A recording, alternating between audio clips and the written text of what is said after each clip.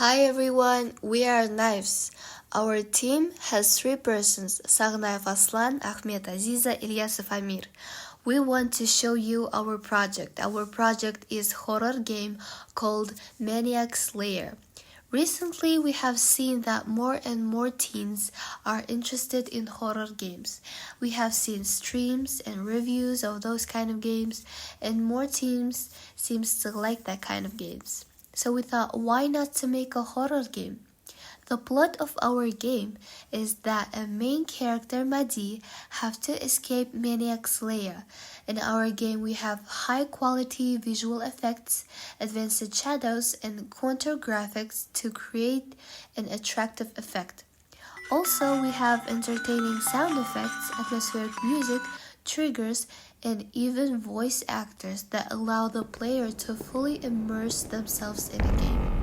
Also, we have intuitive and easy-to-use interface with clear visual cues for navigating the game and interacting with elements. To make this game, we used Unity.